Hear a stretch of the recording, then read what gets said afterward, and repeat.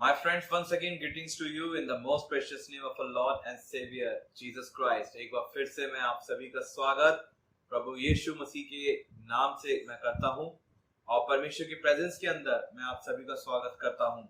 जैसा कि निरंतर हम सैटरडेज बाइबल स्टडी को देखते हुए आ रहे हैं और उसके अंदर हम बुद्धि के ऊपर हम बातचीत कर रहे हैं और हम देख रहे हैं कि जो बिब्लिकल मतलब है बुद्धि का वो क्या है।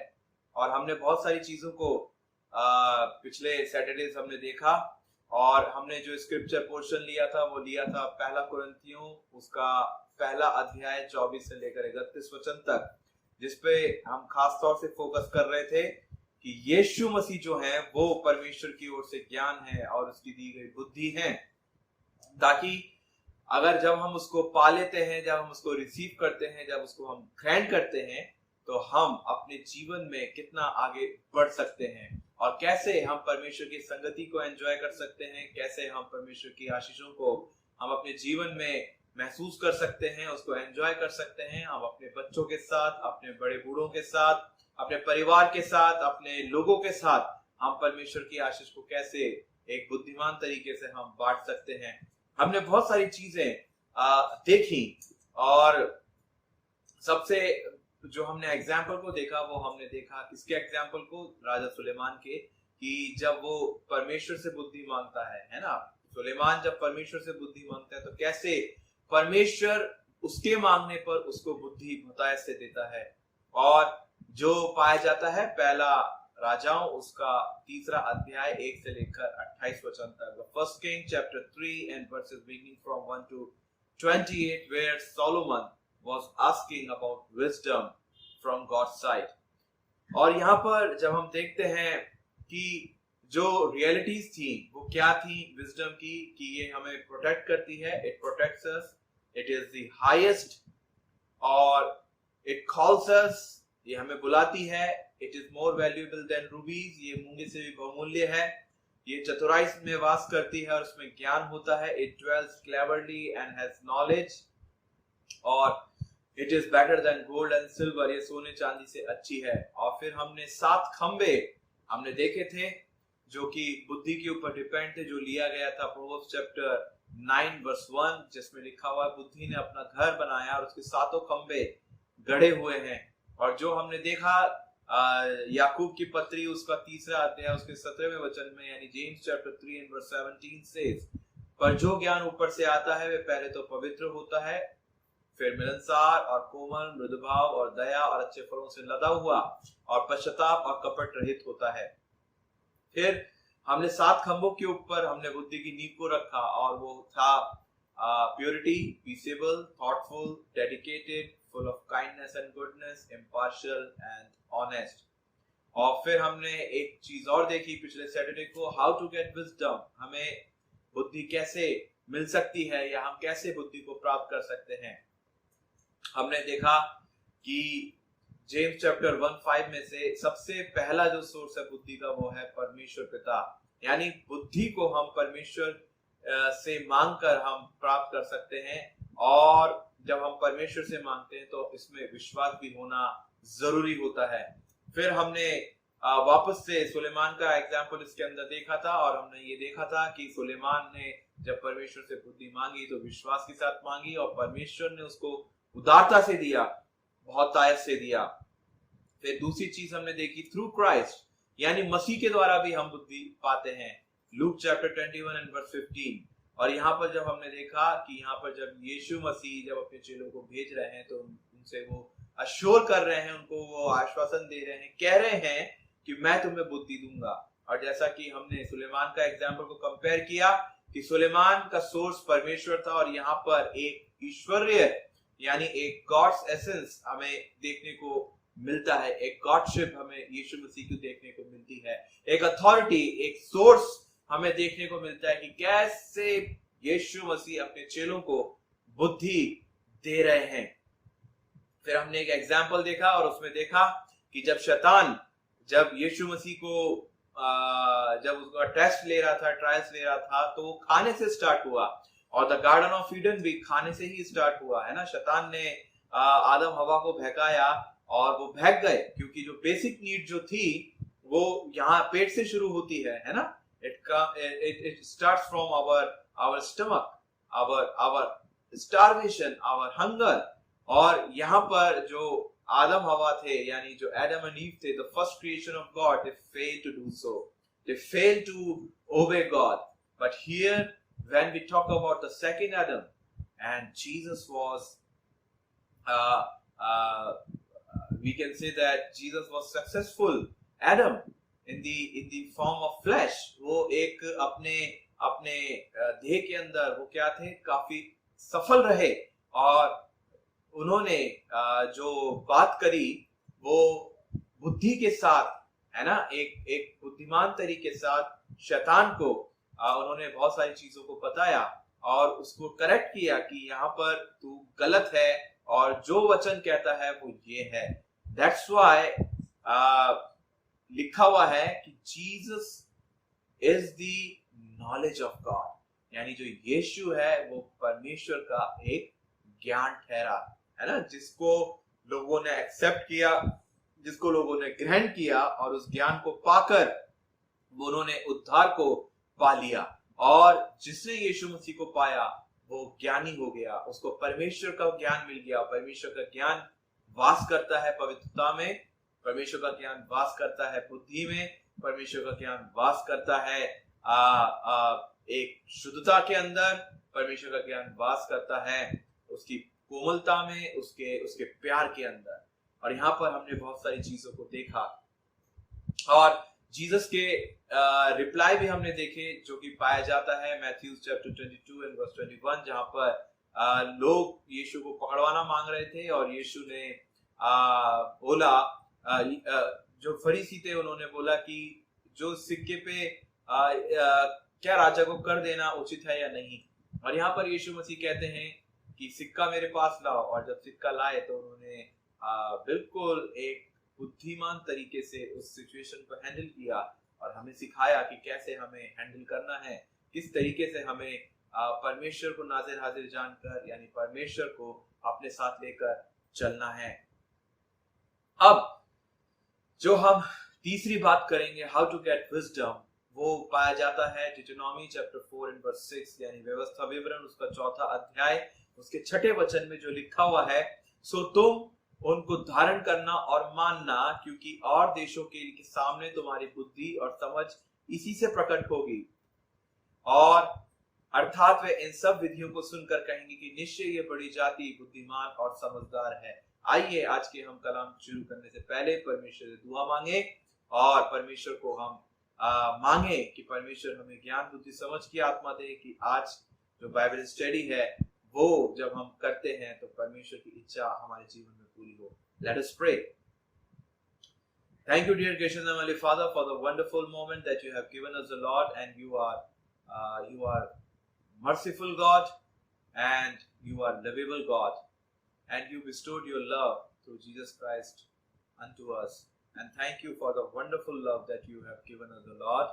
And Master, we pray for today's Bible study, Lord, which we are talking about wisdom, and wisdom comes from you only, we know that.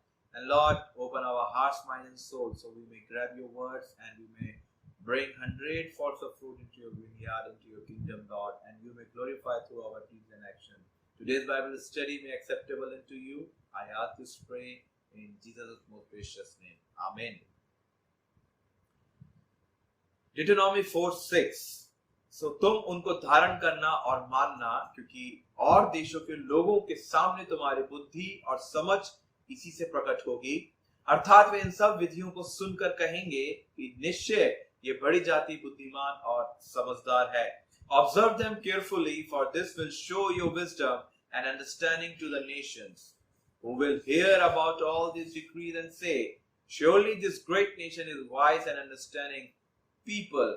यहाँ पर जो बुद्धि की बात की गई है, हाउ टू गेट विजडम, और यहाँ पर परमेश्वर साफ साफ कहते हैं कि अगर हम वचन 5 को भी पढ़े तो यहाँ पर लिखा हुआ नियम और कायदे कानून जो परमेश्वर ने इजरायलियों को दिए और कहा कि इसी के जरिए तुम अपनी लाइफ को डिसिप्लिन कर सकते हो और इसको तुम्हें मानना क्या है, जरूरी है. You have to obey, You have to follow the all commandments and the all laws of God, है ना?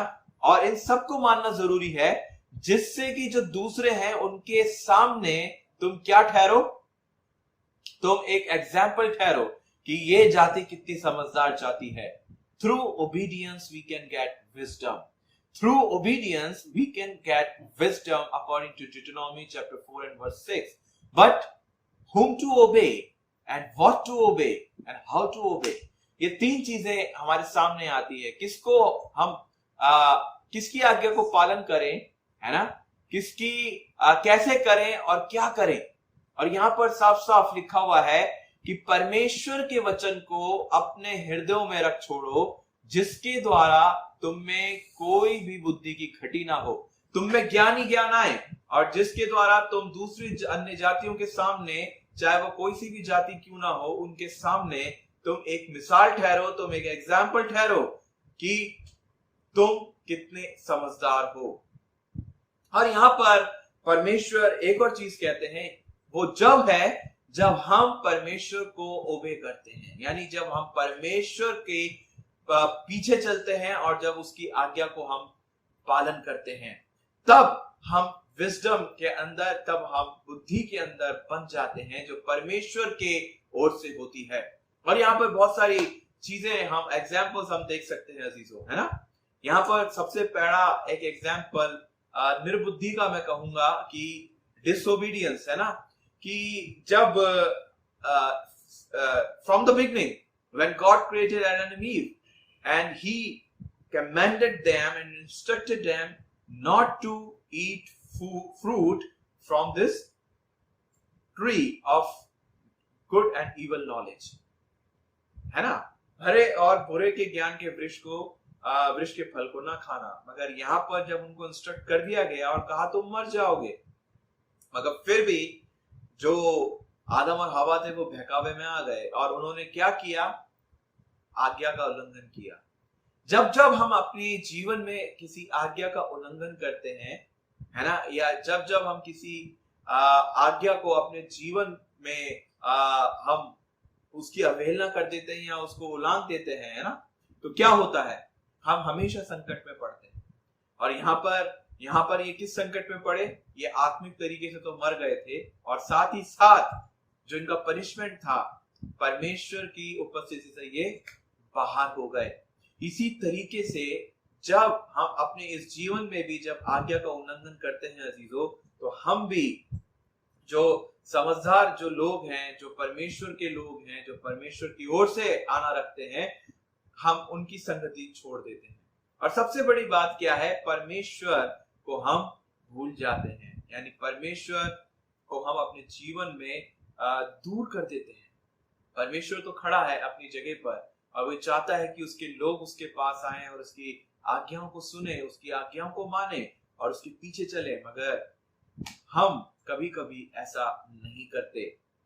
और यहाँ पर साफ साफ यहाँ पर परमेश्वर इंस्ट्रक्ट करता है इस्राएल को, तुम ये आज्ञाओं को मानना, धारण करना, है ना, धारण करना, ऑब्जर्व केयरफुली, धारण करना, और जिससे कि दूसरे लोगों के सामने तुम गवाही ठहरो. आज हम मसीह समाज की क्या गवाही है दूसरों के आगे? हाँ, अभी भी जो मसीह समाज के जो लोग हैं वो अभी भी इवेंजलिज्म करते हैं, परमेश्वर की वचन को बांटते हैं, परमेश्वर के कार्यों को करते हैं जो उन्हें मिला गया. और जो दूसरे लोग हैं वो भी सराहना करते हैं, वो भी कहते हैं कि कितने अच्छे लोग हैं, कितने सोशल कमिटेड लोग हैं और कितने धार्मिक लोग हैं, है ना. कितना अच्छा लगता है जब दूसरे ऐसी गवाहियों को दें. कितना अच्छा लगता है कि दूसरे जब बोले कि वास्तव में परमेश्वर इसके साथ होकर चलता है. कितना अच्छा लगता है कि जब दूसरे लोग हमें बोले कि हम परमेश्वर के एक अच्छे भक्त हैं, एक अच्छे दास या दासी हैं. कितना अच्छा लगता है. मगर ऐसे कई लोग भी होते हैं अजीजों हमारे मसीह समाज के अंदर भी, जो कि एक रॉन्ग विटनेस को अपने साथ लिए चलते हैं, है ना. और वो सब रॉन्ग विटनेस उनके जीवन में जब आती हैं जब वो आज्ञाओं का उल्लंघन करते हैं. और आज्ञाएं कहाँ दी गई हैं? आज्ञाएं हमें बाइबल में दी गई है, वचन में दिया गया है, और दिया गया है कि कैसे हमें परमेश्वर को फॉलो करना है, मगर वो इस बाइबल को भी ओवररूल कर देते हैं, है ना। जितने भी कमांडमेंट्स हैं खुदा के, है ना, वो सब ओवररूल कर देते हैं और कहते हैं कि हम अपने खुदा खुद हैं, हम समझदार हैं, हम धार्मिक हैं, हम सारे आज्ञाओं का पालन करते हैं। मगर दुख संकट उनके ही जीवन में बहुत रहता है अजीजों, दुख संकट उनके जीवन में भी बहुत रहता है। और उनका जो इमेज जो दूसरों के सामने बन जाती है वो ये बन जाती है कि they are not God's people, वे परमेश्वर के लोग नहीं हैं। बहुत सारी चीजें यहाँ पर आती हैं अजीजों।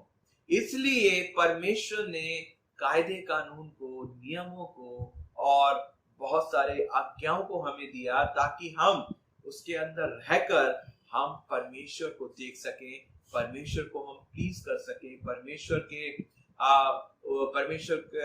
की हर आज्ञाओं का हम आज्ञा पालन कर सकें। मगर कई लोग आज भी हैं जो नहीं कर पाते, और ये एक सबसे बड़ी एक ट्रेजेडी आप कह सकते हैं कि उनके साथ होती है। अगर हम परमेश्वर की आज्ञा का पालन करते हैं तो हम बुद्धिमान हैं, लोग सराहेंगे, लोग कहेंगे कि वाह कितना बुद्धिमान व्यक्ति है। इवन ये जो वर्स है ये यूथ के ऊपर भी अप्लाई होता है। आज एडवांसमेंट का जमाना है, ग्लोबलाइजेशन का जमाना है, टेक्नोलॉजी आज आसमान पर है, बढ़ चुकी है ना, बहुत सारी चीजें हैं। और यहाँ पर जितने भी लोग हैं, चाहे वो यूथ के हैं, चाहे वो किसी भी क्यों ना हो, वो भूल चुके हैं, है ना, परमेश्वर को वो भूल चुके हैं। परमेश्वर को वो स्थान देना नहीं चाहते, परमेश्वर को वो अपने जीवन में स्थान देना नहीं चाहते, और वो भूल चुके हैं परमेश्वर को। वो सोचते हैं कि परमेश्वर के वचन को साइंस ने रिप्लेस कर लिया, परमेश्वर के वचन को वो ये सोचते हैं कि हर चीजों ने रिप्लेस कर लिया। ये वाली चीजें आती हैं सामने, और फिर वो कहते हैं और आर्ग्यूमेंट करते हैं कि बी कूल, है ना, because our God is cool, है ना। बहुत सारी चीजें सामने आती हैं। जब हम सेमिनरी में थे तो ऐसी काफी चीजें हमारे सामने आती थी, बहुत सारी चीजें हमें सिखाई जाती थी, बहुत सारी चीजों को हम फेस करते थे, एक्सपीरियंस लेते थे। मगर यहाँ पर ओवरऑल एक ही बात है कि टेक्नोलॉजी चाहे चेंज हो जाए, चाहे 2G से 3G हो जाए या 3G से 4G या 4G से 5G, अगर परमेश्वर का जो वचन है वो चेंज नहीं होगा, परमेश्वर का वचन है वो चेंज नहीं होगा, है ना। क्योंकि हमारा जो परमेश्वर है उसने अपने से ज्यादा अपने वचन को महत्व दिया, क्योंकि हमारा परमेश्वर भी अनचेंजेबल परमेश्वर है, और वो ये चाहता है कि चाहे जमाना 10G पे भी क्यों ना चला जाए, मगर तब भी परमेश्वर चाहता है कि हमें उसको फॉलो करना है, हम उसको फॉलो करें। और ये करना भी चाहिए अजीजों, क्योंकि परमेश्वर ने बहुत सारी आशीषों से हम सबको नवाजा है, बहुत सारी आशीषें हमको हमारे जीवन में दिया है। God has blessed us abundantly in our lives, and that's why He wants us to obey Him. He wants us to follow Him all the days of our life, है ना। यही चीज परमेश्वर ने हमको दिया है। We will be the epitome, the best epitome in front of others, as God's people, as God's servant, as God's daughter and son. Lots of things that God really wants us to do in His presence.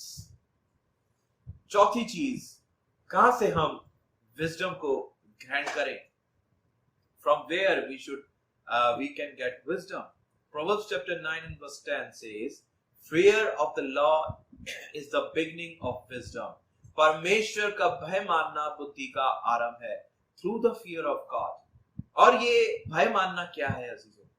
जब हम बात करते हैं परमेश्वर के भय मानने की, तो परमेश्वर का हम भय क्यों माने? भय मानने का मतलब क्या है? What is the meaning of fear? The biblical meaning of fear in the Bible, है ना? क्या है भय मानने का मतलब? क्या हमारा परमेश्वर डरावना है? क्या हमारे परमेश्वर के दो हॉर्न्स हैं या सींग उगे हुए हैं?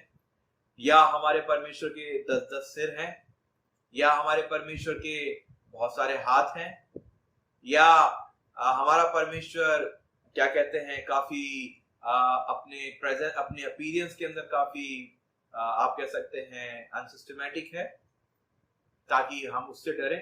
डरा तो भूतों से भी जाता है, डरा तो आत्माओं से भी जाता है। तो हम परमेश्वर से क्यों डरें? What is the meaning of fear in the Bible? क्या मतलब है परमेश्वर का भय मानना बुद्धि का आरंभ है? परमेश्वर का भय मानना इसका मतलब है giving honour and all reverence to God. हम उसका जब भय मानते हैं, इसका मतलब ये है कि गॉड वॉचेस अस, परमेश्वर हमको देखता रहता है ना, ताकि हम कोई गलत काम करना बैठे। जब हम सही काम करेंगे तो हम नहीं डरेंगे, जब हम गलत काम करेंगे तो हमें डर होगा, हमें भय होगा।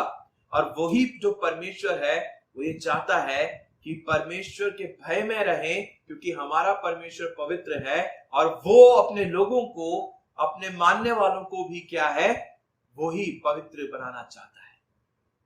That's what we should have fear of God, and through fear of God we can get wisdom.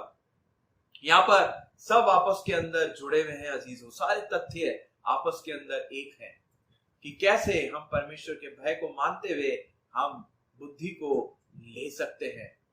यहाँ पर एक और एग्जाम्पल है कि जब हम देखते हैं परमेश्वर का भय हमारे जीवन में कैसा होना चाहिए, है ना, ये एक सेंटर पॉइंट है ना, ये एक बिगिनिंग है बुद्धि आरंभ होने की। निर्बुद्धि व्यक्ति वो होते हैं जो गलत काम को करते हैं, ये जानते हुए भी कि इसके कॉन्सिक्वेंसेस यानी इसकी जो परिस्थितियां हैं या इसकी जो रिजल्ट्स है वो क्या होंगे, है ना, ये जानते हुए भी वो ऐसे काम करते हैं। वो निर्बुद्धि कहलाते हैं क्योंकि वो डरते नहीं हैं, वो किसी से नहीं डरते, है ना। वो ये कहते हैं कि परमेश्वर हमें देखता नहीं है ना, तो हम कर लेते हैं। वो ये कहते हैं कि हम ऐसे समाज को ठोकर मारते हैं, आओ हम क्राइम करें। वो कहते हैं कि लिव हैप्पीली लेविशली, आओ हम अपने जीवन को क्या कहते हैं लेविशली जिए, है ना, जिसमें कोई डर नहीं होता, कोई नियम कायदे कानून नहीं होते, है ना। जैसे एक हिप्पीज की जो लाइफ होती है वो लाइफ यहाँ पर हमें देखने को मिलती है ना। मगर यहाँ पर परमेश्वर का भय मानना परमेश्वर को प्यार करने जैसा है। जब हम किसी से प्यार करते हैं तो ऑटोमेटिकली क्या होता है, हम उसके अगेंस्ट में कोई काम नहीं करते। ध्यान से सुनिएगा, जब हम किसी से प्यार करते हैं तो हम उसके अगेंस्ट में कोई काम नहीं करते। और आज ऐसा कौन हुआ है जो परमेश्वर के अगेंस्ट में, जिसने विरोध में काम किया है, वो इस संसार में टिक पाया हो? कोई भी नहीं, है ना। हम निर्बुद्धिता के कारण हम परमेश्वर के दुश्मन बन बैठते हैं, हम परमेश्वर के अगेंस्ट हो जाते हैं, विरुद्ध में हो जाते हैं। मगर यही जो चीज है परमेश्वर नहीं चाहता। परमेश्वर ये कहता है कि अगर तुम मुझे ओबे करोगे, अगर मेरा डर तुम्हारे अंदर होगा कि परमेश्वर देखता है, तो तुम क्या हो, तुम ऐसे काम नहीं करोगे और तुम्हारे अंदर बुद्धि पनपेगी, और जिसके द्वारा तुम परमेश्वर के उस ज्ञान को जो यीशु मसीह के रूप में है जानने पाओगे, है ना। हम में से कितने हैं जो अपने आप को ज्ञानवान सोचते हैं? हम कहते हैं कि हम किसी से नहीं डरते, हम इससे नहीं डरते, हम उससे नहीं डरते, खुदा कहाँ है, हम खुदा से क्यों डरें। तो ऐसे लोगों के लिए एक बात है अजीजों कि खुदा तो है, मगर उनकी निर्बुद्धिता ने यानी उनके अज्ञानता ने उनके आंखों को अंधा कर रखा है। और यही एक सबसे बड़ी एक ट्रेजेडी है, एक सैड न्यूज है उन लोगों के लिए कि वो परमेश्वर को या यीशु मसीह को वो नहीं जानते। हम जानते हैं इसलिए हम प्यार करते हैं, और हम प्यार करते हैं इसलिए हम कोई ऐसा काम नहीं करना मांगते जो परमेश्वर विरोधी हो, और हम ऐसा काम करना नहीं मांगते इसलिए क्योंकि परमेश्वर का भय हमारे जीवन के अंदर मौजूद है। परमेश्वर का भय हमारे जीवन के अंदर मौजूद है, इसलिए हम कोई ऐसा काम करना पसंद नहीं करते, ऐसा काम करना हम नहीं मांगते। और बहुत सारी चीजें यहाँ पर हम परमेश्वर के भय के अंदर हम देख सकते हैं, है ना। हम अपने पेरेंट्स का भी डर रखते हैं। क्यों रखते हैं? क्या हम अपने पेरेंट्स के सामने कोई गलत बात कर सकते हैं? क्या हम अपने पेरेंट्स के सामने सिगरेट को पी सकते हैं? क्या हम अपने पेरेंट्स के सामने दारू को पी सकते हैं? क्या हम अपने पेरेंट्स को सामने गालियां बक सकते हैं? यानी जब हम अपने पेरेंट्स के सामने इतने साधु और संत बन जाते हैं, तो हमारा परमेश्वर जिसने हमारे पेरेंट्स को बनाया, जिसने पूरी सृष्टि को बनाया, तो क्या हमें उसका भय नहीं रखना? क्या हम उसका भय रखना छोड़ दें? क्या हम उससे प्यार करना छोड़ दें? अजीजों, जब तक हमारे जीवन में परमेश्वर का भय यानी परमेश्वर का आदर यानी परमेश्वर का सम्मान है, तब तक हम किसी ऐसे उसमें हम काम नहीं करेंगे कि जो परमेश्वर विरोधी हो। हम हमेशा परमेश्वर को ऊंचा उठाएंगे और परमेश्वर के नाम को हम हमेशा सराहना देंगे, उसके नाम को हम महिमा देंगे। आखिरी चीज जो हम देखते हैं कि और हम कहां से बुद्धि को पा सकते हैं, जो पाया जाता है इफिसियों की पत्री उसका 3 अध्याय उसके 10वें वचन में, जहां पर साफ साफ लिखा हुआ है, ताकि तब कलीसिया के द्वारा परमेश्वर का नाना प्रकार का ज्ञान उन प्रधानों और अधिकारियों पर जो स्वर्गीय स्थानों में है प्रकट किया जाए। To the intent that how unto the principalities and the powers in the heavenly places might be made known through the church the manifold wisdom of God. नाना प्रकार का ज्ञान यानी through the congregation, यानी यहाँ congregation का मतलब है एक ऐसे जन, एक ऐसे एल्डर्स, परमेश्वर के जो हमेशा अधीन में रहते हैं, जो परमेश्वर के डर और भय में रहते हैं, जो परमेश्वर का ही अनुसरण करते हैं और परमेश्वर को ही फॉलो करते हैं। ऐसों से भी हमें ज्ञान मिलता है, ऐसों से भी हमें परमेश्वर के बारे में जानकारियां मिलती हैं। उनकी गवाहियां ही हमारे लिए बहुत कुछ होती हैं। अजीजों, हमारी कांग्रीगेशन ब्लेस्ड कांग्रीगेशन है और कांग्रीगेशन के अंदर ऐसे कई लोग हैं जिन्होंने अपनी टेस्टिमनीज को दिया, अपनी गवाहियों को बताया और कैसे कैसे परमेश्वर ने कार्यों को किया। और सुनने में हमें काफी हर्ष होता है, हमें काफी खुशी होती है कि परमेश्वर हमारा इतना महान है कि परमेश्वर ने कैसे कैसे काम किए और उसी के द्वारा हमारा जो जीवन है वो ब्लेस्ड होता है ना। हम वो परमेश्वर के विभिन्न प्रकार के ज्ञानों को हम अपने जीवन में लेते हैं एक डिफरेंट गवाहियों के रूप में, और जिससे हमारा हौसला बढ़ता है, जिससे हमारे को ताकत मिलती है और हमें स्पिरिचुअल स्ट्रेंथ भी हमें मिलती है। ये चीज हमें ऐसे लोगों के द्वारा प्राप्त होती है जो परमेश्वर के हमेशा हमेशा अधीन रहते हैं। Praise God for that. हम अजीजों जब देखते हैं यहाँ पर बहुत सारी चीजें हम यहाँ पर देखते हैं, है ना, कि कैसे कैसे परमेश्वर लोगों के जीवनों के अंदर काम करता है। हम किस तरीके का ज्ञान परमेश्वर से लेते हैं। हम परमेश्वर का ज्ञान उसके अनुसरण के द्वारा हम अपने बच्चों तक भी पहुंचाते हैं। हमारे बच्चे भी मसीह तालीम के अंदर, मसीह शिक्षाओं के अंदर, एजुकेशन के अंदर आगे बढ़ते हैं, जिससे कि वो अपने जीवन के द्वारा परमेश्वर के नाम को ऊंचा उठाएं, परमेश्वर के नाम को धन्य कहें, परमेश्वर के नाम को मुबारक कहें। और यही तो एक टास्क है जो हमें दिया गया है, to fill the earth with God's glory. मतलब परमेश्वर की महिमा से इस पूरी पृथ्वी को भर दो।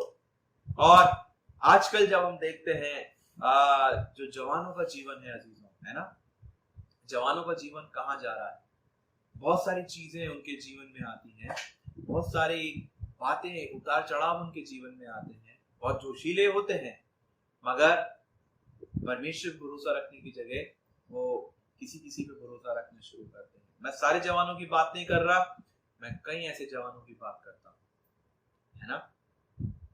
बहुत सारी चीजों में पड़े रहते हैं, सेक्सुअल इमोरलिटीज के अंदर पड़े रहते हैं, एडिक्शन के अंदर पड़े रहते हैं, एडल्ट्री के अंदर पड़े रहते हैं, और बहुत सारी चीजें हैं, है ना, बहुत सारी चीजें हैं। आप समझ सकते हैं कहां से वो ज्ञान प्राप्त करें कि ये गलत है। चर्च से, चर्च की कांग्रेगेशन से, एल्डर्स से, जो जो परमेश्वर के साथ रहते हैं, ऐसों के साथ अपने अपना ज्ञान लेना, एक्सपीरियंस लेना, ताकि इसमें कोई शर्म की बात नहीं है कि जब हम दूसरों से कुछ सीखते हैं, यानी दूसरों से कोई ज्ञान अपने जीवन में लेते हैं, इसमें कोई शर्म नहीं है अजीजों। चाहे वो बुजुर्ग हो, चाहे वो जवान हो, चाहे वो अधेड़ हो, चाहे वो छोटा हो, हम एक दूसरे से ही सीखते हैं अजीजों। एक दूसरे से ही हम कोऑपरेट करके चलते हैं। एक दूसरे के साथ अपने जीवन को जब हम देखते हैं तो काफी चीजें, एक्सपीरियंस, अनुभव हमें मिलता है। यही जो ज्ञान है यहाँ पर बात की गई है, कलीसिया के द्वारा परमेश्वर का नाना प्रकार का ज्ञान है ना, द डिफरेंट यानी मैनिफोल्ड्स ऑफ विजडम ऑफ गॉड है ना, through the congregation, the church. ये भी एक स्रोत है, ये भी एक परमेश्वर के ज्ञान का एक मुख्य भंडार है, the chamber of the wisdom of God, जिससे कि हम ज्ञान को अपने जीवन में ले सकते हैं। मसीह परमेश्वर के द्वारा, मसीह यीशु के द्वारा आत्मा में होकर, और फिर कांग्रीगेशन के द्वारा, ओबीडियंस के द्वारा, और परमेश्वर के भय मानने के द्वारा हम बुद्धि और ज्ञान को ले सकते हैं। और वो ज्ञान क्या है? यीशु मसीह, सिर्फ और सिर्फ यीशु मसीह, उसके अलावा और कोई ज्ञान नहीं। यीशु मसीह का प्यार, यीशु मसीह का सैक्रिफाइस, यीशु मसीह का पुनरुत्थान, यीशु मसीह का उद्धार, यीशु मसीह का छुटकारा, these all comes under the umbrella of wisdom of God। ये सब परमेश्वर के अधीन के अंदर आता है। और परमेश्वर ने हमसे प्यार किया, इसलिए तो परमेश्वर ने यीशु को भेजा इस जगत के अंदर। और यही चीज है, जब हम परमेश्वर के अंदर बढ़ना शुरू कर देते हैं अजीजों, तो परमेश्वर हमें नाना प्रकार से आश्रित करता है और ज्ञान देता है, बुद्धि देता है, पवित्र आत्मा को दे देता है। और ये सारा जितना भी चीज है, ये सब पवित्र आत्मा के अंदर पाया जाता है। अजीजों, as a church, as a कलीसिया, हमें इस ज्ञान के अंदर आगे बढ़ना है ना, परमेश्वर को अनुसरण करना है, परमेश्वर के पीछे चलना है, घमंड नहीं करना। घमंड किस बात का? घमंड का विषय तो हमारा परमेश्वर ही है। सब क्रेडिट उसको देना है, सब कुछ उसको देना है, क्योंकि सब कुछ हमारे परमेश्वर के द्वारा हमें मिला है। सब कुछ परमेश्वर के द्वारा हमने रिसीव किया है, चाहे वो ज्ञान हो, चाहे वो कुछ क्यों ना हो, सब परमेश्वर का है। परमेश्वर को महिमा मिलनी चाहिए। एक स्टोरी के साथ हम आज की बाइबल स्टडी को फिनिश करेंगे। एक बार एक स्टूडेंट अपने गुरु के पास जाता है और कहता है कि हम बुद्धि को कैसे प्राप्त कर सकते हैं, विजडम क्या है, व्हाट इज विजडम। तो जो गुरु है वो कहता है, ठीक है बेटा, आ जाओ मेरे साथ, मैं तुम्हें बताता हूँ विजडम क्या है। वो गुरु अपने जो चेला होता है यानी शिष्य होता है, उसको पानी में लेकर जाता है और उसके सर को पकड़ के उसको पानी के अंदर डुबो देता है। 1-2 मिनट बाद जब उसके सांस भरनी शुरू होती है, वो छटपटाता है, ऊपर आने के लिए छटपटाता है, मगर जो गुरु होता है वो कस के उसको पकड़ लेता है ताकि वो और छटपटाए। वो अंदर उसके काफी विचार आ रहे होंगे, उसकी सांस घुट रही होगी, बहुत छटपटाता है ऊपर आने के लिए। और आखिरकार कुछ समय बाद वो जो टीचर है वो अपने स्टूडेंट को ऊपर लेकर आता है। वो सांस लेता है, हांफता है, और फिर गुरु का जो मुंह होता है, जो टीचर का, बहुत ही शांत होता है। वो ये कहता है कि बेटा, जब तुम पानी के अंदर थे और जब तुम बाहर आ नहीं पा रहे थे, और मैं जब तुम्हें रोक रहा था बाहर आने के लिए, तब तुम्हें किन चीजों की आवश्यकता थी, तुम क्या सोच रहे थे? तब वो कहता है कि गुरुजी, मुझे हवा की आवश्यकता थी, है ना, मुझे हवा की आवश्यकता थी, मुझे सांस की, ऑक्सीजन की आवश्यकता थी। अगर मैं नीचे रहता तो मैं मर जाता। यही तो चीज है, परमेश्वर हमें ऐसी ऐसी जगहों पर लेकर जाता है जहां पर हमें महसूस होता है एक ऐसे स्रोत का जो हमें निकालने वाला है ना, वो सिर्फ और सिर्फ परमेश्वर है। और यहाँ पर जब बुद्धि हमें यीशु मसीह के रूप में ही दी गई है, बुद्धि हमें यीशु मसीह के अंदर दी गई है, और परमेश्वर का ज्ञान हमें यीशु मसीह के रूप में दिया गया है, then grab it, इसको ले लीजिए, इसको ले लीजिए, ये फ्री है, मगर मांग के देखिए और इसके द्वारा ही हमें ज्ञान मिलेगा, इसके द्वारा ही हमें बुद्धि मिलेगी जिसमें हम सरवाइव कर सकते हैं, हम अपने दुखों को भी हम एंजॉय कर सकते हैं और परमेश्वर को हम ऊंचा उठा सकते हैं, परमेश्वर को हम धन्यवाद दे सकते हैं। जो निर्बुद्धि है वो परमेश्वर को कोसेगा और जो बुद्धिमान है वो परमेश्वर के अधीन में आके परमेश्वर से मांगेगा। ये हमेशा डिफरेंस होता है ना, जो अनवाइज चॉइसेस होती हैं और जो वाइज चॉइस होती है। अनवाइज चॉइस ये है कि परमेश्वर को कोसो और दूर चले जाओ, और वाइज चॉइस ये है अपने आप को परमेश्वर को सरेंडर करो और उसके अधीन हो जाओ।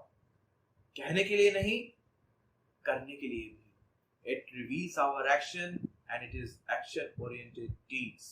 ये हमारे एक्शन ओरिएंटेड चीजें हैं, एंड दैट्स व्हाई हमारा जो टॉपिक था बुद्धि, Christ is the knowledge of God and Christ Jesus is called as the wisdom from God to us।